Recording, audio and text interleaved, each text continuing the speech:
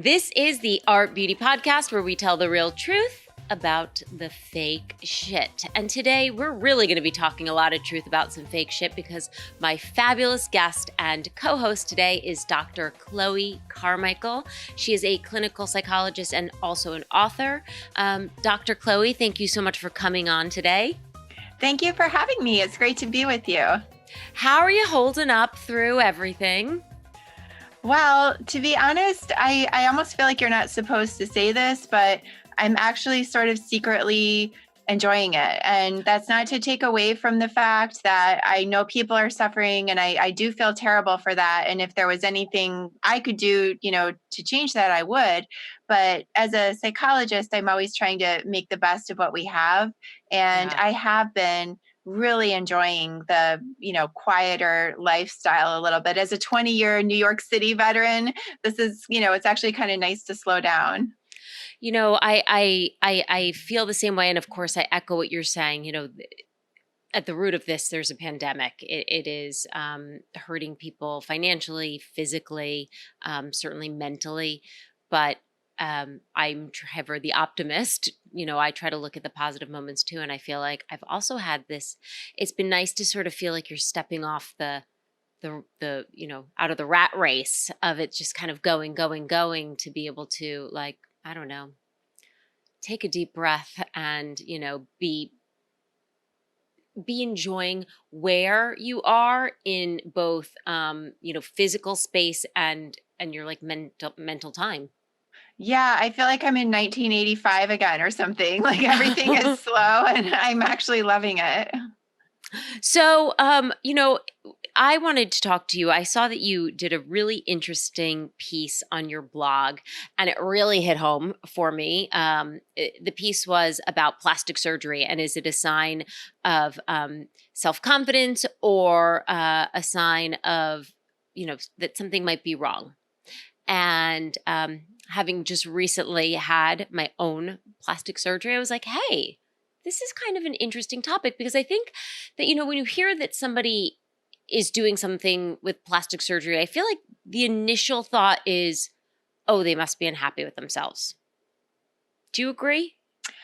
I agree that is sometimes some people's initial thought, but I don't agree that that's the sensible, accurate thought. And by the way, I don't know what procedure you had, but you look beautiful. So oh, thanks. I had my breasts lifted. So yeah, I'm actually still, that's why I'm in a t-shirt, because I'm still in that where I can only wear sports bras for like the next 6 weeks. And I can talk about this. It's been a journey for me, especially because I had this, and I've talked about this on the podcast. My husband and I went through multiple rounds of IVF unsuccessfully. And, I always grew up having great breasts. I love my breasts. But I felt like they, when I was younger, I went from like an A cup to a D cup overnight. And so, by the time I hit 40, it was like they weren't as perky. And when I realized, when I realized that this wasn't going to be, that this was maybe more of a no baby body, I was like, let's make it an O baby body. Woo, I love it. But, even having done it, there's so many levels of, it's like so many psychological levels of like, first you're happy. And then sometimes there's like that, what did I do to myself? And then it's like, oh, this is really great. And I feel like it's just, there's so many things going on. What are some of the things that you found in terms of like the psychology of plastic surgery? Yeah, well, it's kind of like what you were saying, which is that a lot of people will automatically assume that it's about a low self-esteem, like as if you're necessarily doing this, for other people or, because some other reason. Whereas actually, and I'm sure there are cases where that is the situation, but a lot of times I think it's really about somebody that just knows what they want. They know how they want to look. And I think it actually takes a fair amount of confidence to be able to say, I'm committing to this. Like I'm actually going to go all in and live the look, walk the talk. And I don't care what other people say. And, Right. You, for example, have an interesting situation because if you were at you said you went from an A to a D and all these things, and I've known women that were at a D and then somehow after the baby they ended up like going down to a B, and they felt like that was then like their excuse, like, oh well, I was at a D before, I'm just, restoring what I was before. But I also want women to know that if you were an A and you were like, damn it, I just want to be a D. Or I also have, known women that were like, oh, like I was a D and I just really wanted to be an A. Right. To me, it's not about low self-esteem. It's really about a woman who knows what turns her on, that she wants to look in the mirror and feel hot. I think that some of the like that the low self-esteem, I wonder, like, we're bombarded with celebrities, right? And like, let's take Khloe Kardashian, right? Who has had numerous actually all of the sisters have done numerous things, and really here on this podcast I celebrate plastic surgery when done for the right reasons. But I guess that people sort of look, and when somebody looks so drastically different, um I wonder if that's where people start to think, wow, does she have really low self-esteem? Um, but I don't know. I also think that, like, you know, when used as a tool for good, it can really add to somebody's. Like for my own self, I was like, you know what? I wanted to celebrate. My body had been through so many things that I was like, I want to do something good. And somebody said, well, why are you going to mutilate your body to sort of celebrate it? And I said, no, no, no, no, no. I'm sort of giving it back, zhuzhing it up, if you will, as a way to sort of say, hey, you know what? Even though my womanhood wasn't able to go in this direction, there's still a lot of things that make me a woman. Yeah, definitely. I mean, you must have the patience of a saint, right? That if somebody said to you, if they use the word mutilate, I mean, Well, first of all, honestly, to me, that really cheapens. Like when we think about like actual female genital mutilation that, yeah, happens, like this is not a mutilation. Like you're an empowered woman that is making a choice to do something to your body that you want to do. The idea of somebody referring to that as a mutilation, to me that's actually almost like taking a shot at your self-esteem, right, as if suggesting that you don't know what you want. You know right. what I mean? Like to me that's actually more undermining, than anything else. Like we wouldn't say to someone who just like got a haircut, like why are you mutilating your hair? Or It's true. we wouldn't criticize someone that wanted to get a tattoo. So why would we do that to someone, for plastic surgery?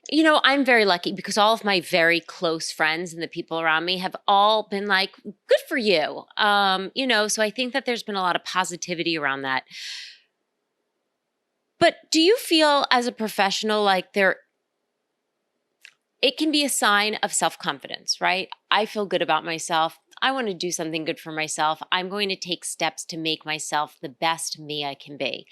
But there certainly must also be, on the flip side of that, it might sometimes be a warning sign that maybe something's not okay.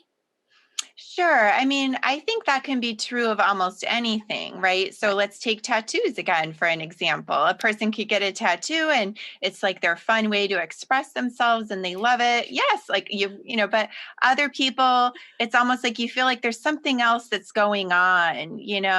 And so to just blanket all on tattoos in general, to me is a little bit over the top, because if you think about it, what a person is doing when they, may have some plastic surgery or any other cosmetic procedure to make them look the way that they want to look and feel the way that they want to feel, um, there's a way of looking at that, which is that it would be self-care, that it's Right. literally investing in yourself and thinking about your social signaling and your body language. That's what personal grooming is really in psychology. And so if you're actually just trying to think about symbols that make you feel confident, that emphasize your femininity, that emphasize things that connect to health and vigor. That to me, to just automatically assume that that means that something is wrong is a little bit of a knee-jerk reaction. It's like, for example, if you buy yourself a nice new outfit, somebody could say, oh, well, that's great. You're taking good care of yourself and you're treating yourself. Right. But another person could just, shop compulsively. But that wouldn't Right. mean that we would then just want to say, well, all shopping is about compulsivity. Right, right. That's such a good point. Before we get into like the more fun and positive side, just because we have been touching on this, what should somebody do if they think, wow, whether it's a mother, sister, friend, husband, boyfriend, if they see somebody in their lives who's getting plastic surgery and they think, maybe this isn't for the right reasons. So you mean like if somebody listening has a friend that they are a little worried about, like how Yeah. how would they handle that? I think that it's good to make sure that if you choose to approach the person, to make sure that you do it in a way that makes room for the truth, which is that that person is the expert on that person, right? So Oh, well said. Yes. so Yes. I would, if you felt like you wanted to say, like you could say, hey, there's something that's been on my mind. I want to share it with you out of care for you, but I want to let you know it's really more of a question than it is a statement. I just wanted to check with you because I've noticed that you've been doing a lot of these procedures lately, and I know that sometimes people do that, and it's just meaning that they're celebrating Right. themselves. And sometimes people do it because there's something that they're feeling off about. I feel like Yeah. just as your friend, I just want to ask you, like, is it the former or the latter? And that way you're giving the person room to know that you've noticed them and you're thinking about them and you care about them, but you're also making it clear that you're not trying to push anything on them. But it also can be kind of like a slippery slope. I remember the first time I got Botox, my doctor was like, be careful because this is a slippery slope. It's like the gateway drug to all of the other things. Having just had a breast lift, which was not an easy surgery, it was a legit surgery. But, 2 weeks later, now that I'm kind of back up on my feet and like things are really much better than I started with, it's Mhm. kind of like, well, I wonder what else we could do. Mhm. Do you think that's like normal? Yes, honestly, I think it's normal and I think it's totally understandable. Right. I guess I think both perspectives are true. So yeah, we can all get a little excited and carried away and say, wow, if 10% is good, then 100% must Right. be 10 Right. times Right. better, right? And so I guess I would encourage a person in that situation to feel free to let their mind roam and get excited and take advantage of this kind of creative bursts, like when you realize, like, wow, I can really manifest and show and express whatever I want. That can be exciting and inspiring. Right. And so if it's making you think like, gee, what else, and again, that wouldn't be unusual at all, because even something as simple as painting your walls will suddenly make you say, gee, maybe my carpet now looks a little, whatever. And so if it's just inspiring you to have ideas and to think, why not make like a almost like a vision board of like a mood board of ideas, let the ideas flow. And then at the same time, we don't want to make major life decisions when we're in any way disoriented. And it Sure. can be disorienting even in a good way. It can be disorienting, dizzy, like, getting a brand new car, getting your driver's license. You're a little thrown off with this, brand new, identity in a way. So I would give some time to just let it marinate before making any other big life decisions. But I don't think the idea that it's occurring to you that if it worked the first time, there might be other areas. There's nothing like on its Wrong with face that. necessarily wrong.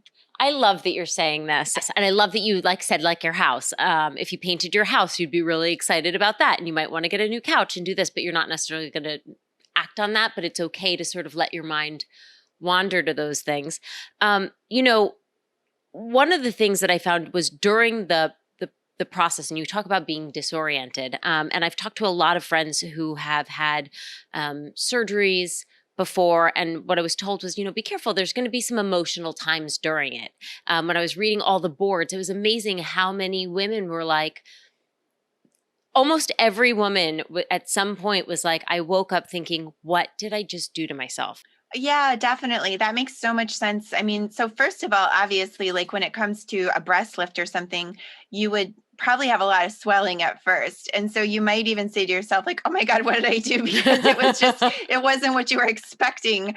So, one thought is, certainly physically and mentally to just kind of like let the swelling go down a little bit. But yeah, I mean, it's normal to have ups and downs, and even the ups are a form of stress. So in psychology, we not only have distress, but we have eustress, which is eustress, and it's like the same root as euphoria. So Euphoria. even positive stress, it carries a burden too. It still kind of registers with us that this is, a significant change, and it's a component of our identity, and it's going to be with us for the rest of our lives. And so if you're any kind of a responsible person at all on a certain level, of course, that's going to like register with you. And it doesn't have to mean that it's a mistake, but it is, just a moment of gravity of just realizing like that you made a big change, which is exciting. But what comes with that too is that there is a loss of the old aspect of the identity. And so, again, back to the idea of a good self esteem, it's quite possible that even pre surgery, there were things about the pre surgery part that you actually really liked. And so, even though you ultimately chose a different route, you can Right. still mourn the loss of the old one. Just like when we finish high school, we feel kind of sad and nostalgic. It doesn't mean we really want to go back to high school. It doesn't mean graduating was a mistake. It just means that we can recognize that we're leaving something behind. Totally. Oh my goodness, I love that. So do you have, advice for people? Another thing that I saw that came up a lot was I don't know how to tell my significant other that I want to have plastic surgery. I was very lucky. My husband was extremely supportive. My parents were supportive. My friends were supportive. Um, but I wonder, for people who might not have as strong a support system, are there good ways to tell that to people so that they don't think, wow, does she not love herself? Or, in the case of a husband, am I not showing her that she's beautiful enough? Is there Yeah. anything yeah. So, especially when it comes to a spouse, I think you're right that many spouses, if you think about it from the spouse's perspective, almost feel obligated to try and talk you out of it. Because can you imagine, you'd almost be mad if you went to your husband and said, I think I'm going to get a breast enhancement. And if he said, I was waiting for you to do that, Yeah, like yes. he'd almost be in trouble, right? So your husband might just, or your significant other might feel almost like it's their obligation to say, well, you don't need that. Are you sure you want to do that? So I guess I would try to not necessarily get like stuck in their initial reaction. And it's also, I think, helpful to frame it to them by saying, look, I want you to know this is something I really want to do. And this isn't about me not loving myself. This is actually about me loving myself enough to pay attention and know what I really want and to go ahead and do it. So you might almost feel like weird about supporting me in this to get plastic surgery because you're my spouse and you might think you're like not supposed to, but let me tell you, I want your support. Can I please have it? And who could say no to that? That's such great advice, and probably the same thing for like a parent. I know that certainly there were going back to as young as my middle school years. When nose jobs were something that young people were getting. How do you feel like you can brace your parent for something like that? Same Yeah, way. that's a really interesting one because your parents are the people who gave you your DNA, right? Unless you're adopted.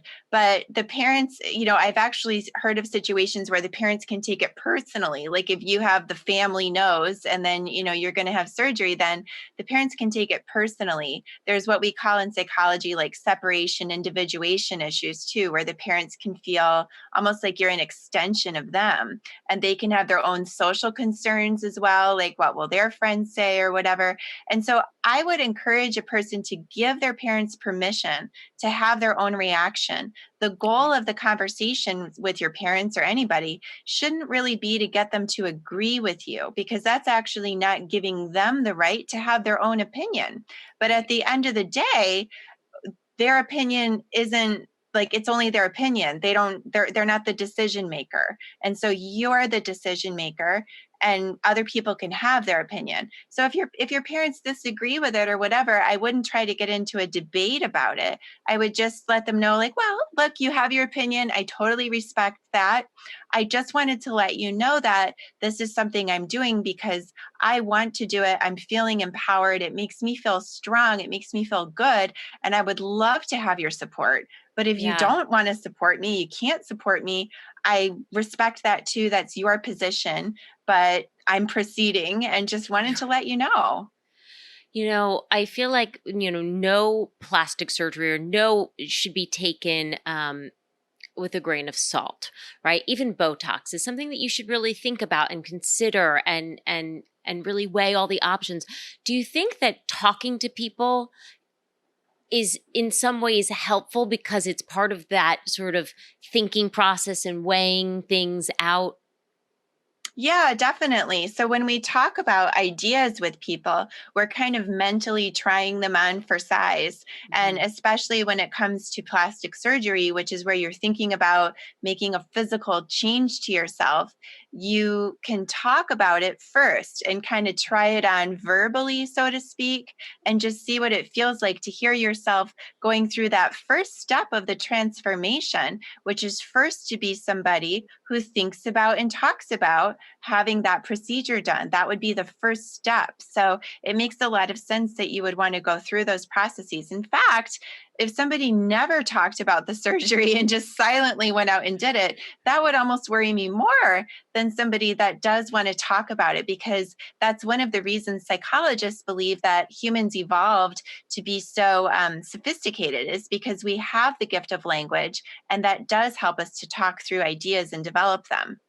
Great. I love that. Yeah. When I had mine done, and when I finally sort of pulled the trigger, to me, it felt very sudden. Like I was just like, okay. But I was kind of relieved that all of my closest, again, my closest girlfriends and my husband were like, well, you've been talking about this for years. So it made me realize, no, this isn't a spur of the moment. What's sudden is that it's now happening.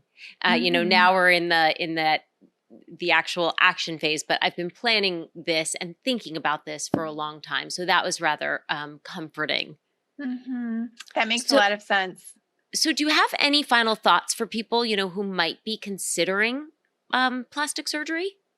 Yeah, I mean, I think, like, obviously you want to make sure that, as you said, that you are doing it for the right reasons. So if it's a situation where somebody else in your life is telling you that you think that they think that you should get it, that's obviously the wrong reason. But if it's something that you yourself are thinking about doing because you want to do it, then a nice way to think about it is to not go about it in a black and white manner. Like, I have to either not do it, or I'm, doing it and I'm all in. What you could do is, like, make an appointment maybe with three different good plastic surgeons and talk to three different plastic surgeons. Maybe even bring a friend with you so you have that extra set of eyes and ears.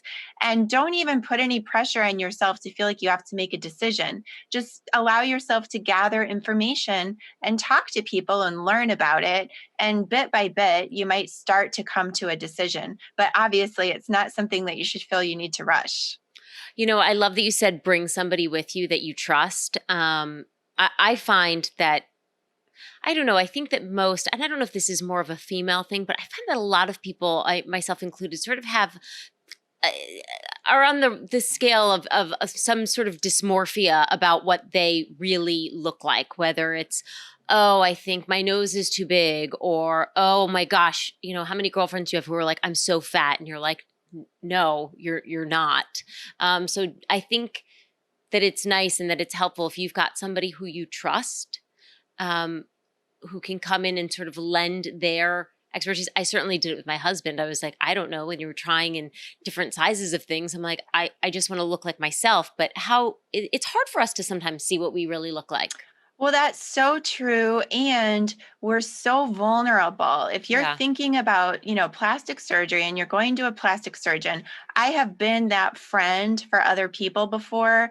And I have seen plastic surgeons make what feel to me, I don't know if the surgeon was doing it on purpose or not, but they can say kind of cutting things without Oh, meaning to. But I've seen them say to a friend like, "Oh yeah, you're barely an A cup." You know what I right. mean? And Yeah, so like yeah. the surgeon feels like they're just stating a fact, but that was kind of unnerving and sort of threw my friend off. And I think like even sometimes doctors can make you feel like they'll put you down so that they can fix you. And I know that they're not doing that on purpose, at least most of them, but that's why, again, I would say that if you're not like experienced in the world of plastic surgery, or even if you are, it's probably a good idea to bring along a friend, to just be that second set of eyes and ears for you, to help you think about the decision, but also to really help you understand if you're feeling safe and secure and feeling like you're in a good place with that doctor.